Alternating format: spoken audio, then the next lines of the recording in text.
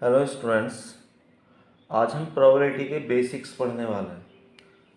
जो प्रोबेबिलिटी के लिए बेसिक्स के लिए सबसे पहले हमें ये पता होना चाहिए कि सैम्पल स्पेस क्या होता है या टोटल आउटकम्स क्या होते हैं। जैसे सपोज़ अगर कोई कॉइन है, जैसे ये कॉइन है, इस कॉइन पे इधर टेल और इधर हेड है, तो इस कॉइन को उछालने से या तो हेड आएगा या टेल आएगा। तो इसके टोटल आउटकम्स हुए। जो टोटल आउटकम्स है होते हैं उन्हें सैंपल स्पेस भी कहते हैं।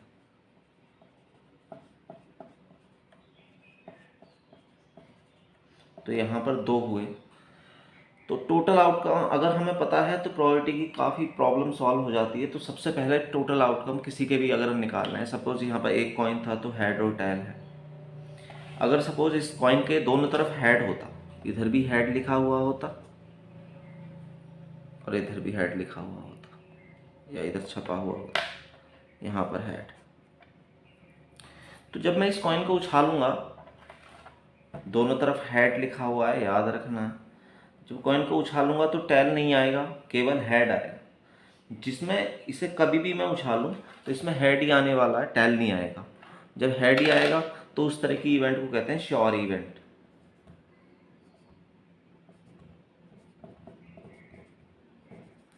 श्योर इवेंट जो होती है वो हमेशा श्योर होती है, मतलब फिक्स होती है कि हेड है तो हेड ही आएगा, कुछ और नहीं आएगा यहाँ पर इस वाले पर।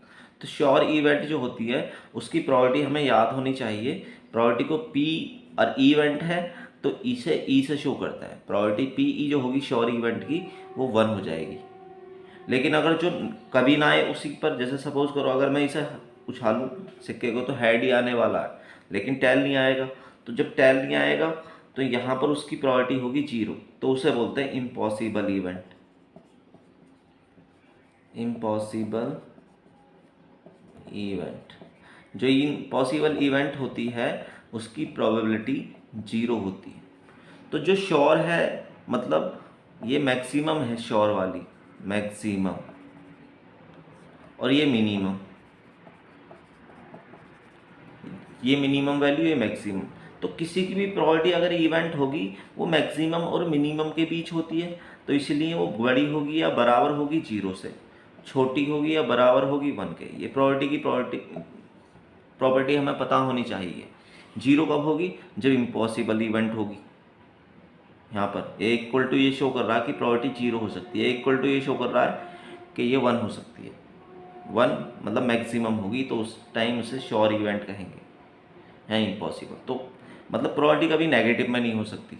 नेगेटिव मतलब जैसे प्रोबेबिलिटी अगर कहीं पर दी हुई है -3/2 या -1/2, तो ये वाली नहीं होगी। क्यों? 0 से 1 के बीच होती है, पॉजिटिव होती है और फ्रैक्शन में होती है। फ्रैक्शन में भी प्रॉपर फ्रैक्शन। प्रॉपर फ्रैक्शन मतलब जो न्यूमरेटर ऊपर होता है, नीचे डिनोमिनेटर होता है, तो न्यूमरेटर छोटा होना चाहिए डिनोमिनेटर से प्रोबेबिलिटी में। तो ये हमें पता होना चाहिए।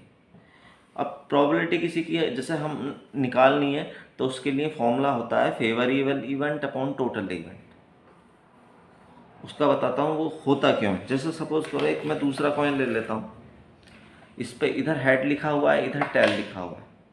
अब इसके एक तरफ हेड है, एक तरफ टेल है, तो यहाँ पर जो टेल है या तो हेड आएगा या टेल आएगा। तो जब जो छोटी से छोटी इवेंट हो सकती है ना उसकी, उसे कॉइन को उछालने पर या किसी डाइस को उछालने पर, उसे एलिमेंट्री इवेंट कहते हैं। तो हम कह सकते हैं कि हाफ प्रोबेबिलिटी तो इसकी है हेड आने की, और हाफ प्रोबेबिलिटी इसकी है टेल आने की। तो यहाँ पर ये हाफ इसकी और हाफ इसकी। तो सबसे पहले हमें टोटल सैंपल ऑफ स्पेस निकालने आने चाहिए कि टोटल सैंपल ऑफ स्पेस कैसे निकालते हैं। जैसे सपोज अभी मैंने बताया कि 1 कॉइन है, 1 कॉइन, तो उसके sample space, total sample space जो होंगे वो 2 होंगे। क्या होंगे? Head comma head. और अगर सपोज करो 2 कॉइन है, जब 2 कॉइन देखूंगा मैं यहाँ पर, ये वाले सपोज 2 कॉइन है, तो यहाँ पर ये अभी हेड है, यहाँ इन्हें उछालने पर हेड हेड आ सकता है, हेड टेल आ सकता है, टेल हेड आ सकता है, और टेल टेल आ सकता है। इन्हें हम लिखते कैसे हैं? लिखने के लिए एक मेथड ये कि सपोज सबसे ज़्यादा मैक्सिमम कितने आ सकते हैं हेड या टेल, वो लिख दो। जैसे मैंने यहाँ मैक्सिमम हेड 2 आ सकते हैं, फिर उन्हें कम करते चले जाओ। फिर एक हेड आएगा, जब एक हेड आएगा तो दूसरा टेल आएगा। लेकिन इसका पॉसिबल ये भी हो सकता है टेल हेड भी हो सकता है। टेल हेड मतलब ये फर्स्ट कॉइन ये है, ये सेकंड कॉइन है, तो फर्स्ट कॉइन के मैंने यहाँ पर लिखे हुए हैं, सेकंड कॉइन के यहाँ पर लिखे हुए हैं। जब मैं इन्हें उछालूँ तो पहले लिखो मैक्सिमम कितने हेड आ सकते हैं, फिर एक एक कम करते चले जाओ। यहाँ पर हेड जो आ रहे हैं 1 आ रहा है, यहाँ पर हेड 2 सॉरी यहाँ पर हेड 2 आ रहे हैं, यहाँ पर 1 आ रहा है, और यहाँ पर भी 1 आ रहा है, और यहाँ पर 0 आ रहा है। तो इसे कम करते चले जाएंगे या बढ़ाते चले जाएंगे। जैसे सपोज करो एक भी हेड नहीं आएगा, वो टेल टेल आएंगे, फिर एक हेड इन दोनों में आएगा, फिर 2 हेड। तो इस तरह से दूसरा मेथड होता है, बहुत बढ़िया है, कि जैसे सपोज करो टोटल सैंपल ऑफ स्पेस निकालना है तो 2 हम खाने बनाएंगे। अब एक कॉइन को उछालने पर कितने टोटल सैंपल स्पेस आ सकते हैं या टोटल आउटकम्स आ सकते हैं? 2।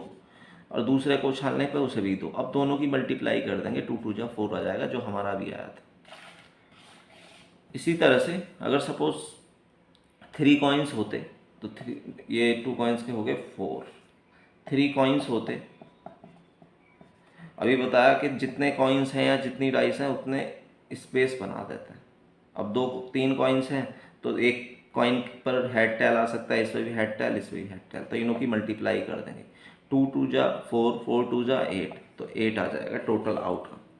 इस तरह से हम टोटल आउटकम कॉइन के निकाल सकते हैं। तो यहाँ पर टोटल आउटकम जो आएंगे वो 8 आएंगे कॉइन के। एक बार मैं लिख के दिखा रहा हूँ क्या होंगे।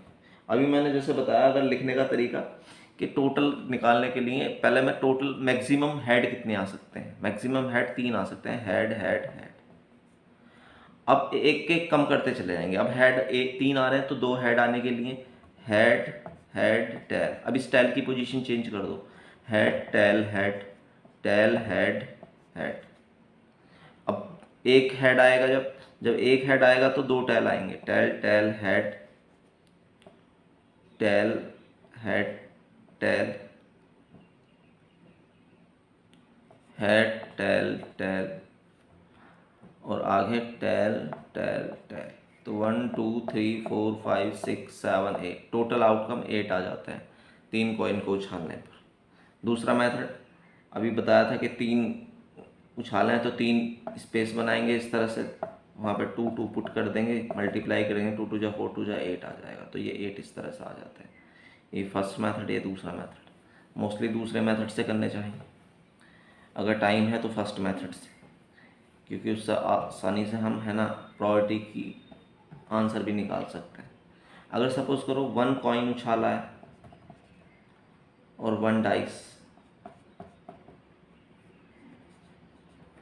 जैसे ये डाइस है और ये कॉइन है, तो अगर मैं डाइस को पहले लिखूं यहाँ पर इस तरह से, तो अगर सपोज यहाँ पर कॉइन पे 1 आता है तो डाइस पर कुछ भी आ सकता है, सॉरी कॉइन पे हेड आता है तो डाइस पर कुछ भी आ सकता है, 1 2 3 4 5 6। इसी तरह से अगर टेल है तो टेल है, tail 1 tail 2 tail 3 tail 4 tail 5 tail 6। तो ये लिखकर पता चल जाता है कि मतलब क्या होंगे एग्जैक्टली। लेकिन अगर वैसे निकालना है दूसरे मेथड से, तो वहाँ पर जितने चीज़ें हम उछालना है इतने हम खाने बनाएंगे। जैसे एक कॉइन उछाला, एक कॉइन को उछालने पर 2 आउटकम आ सकते हैं टोटल। एक डाइस के उछालने पर 6 आ सकते हैं, क्योंकि इस डाइस पर 6 सरफेस होते हैं, मैंने क्यूब पढ़ाया वहाँ पर देख सकता है। और ये डाइस पर 6 होता है तो 6 में से कुछ भी आ सकता है अभी, तो यहाँ पर इन दोनों की 6 2 जा 12 आंसर आ जाएगा। तो टोटल आउटकम्स निकालने के फॉर्मूले। अब प्रोबेबिलिटी जो होती है, मैं यहाँ पर अगर देखूँ 2 कॉइन को उछालने पर टोटल आउटकम, जो टोटल आउटकम होंगे 2 कॉइन को उछालने पर हेड हेड होंगे, हेड टेल होंगे, टेल हेड होंगे और टेल टेल होंगे। तो अगर तुमसे पूछता है कि प्रोबेबिलिटी बताओ एक हेड आने की, ओनली 1 हेड, प्रोबेबिलिटी वो ओनली वन हेड आने के लिए, तो सबके लिए कॉमन फॉर्मूला होता है फेवरेबल इवेंट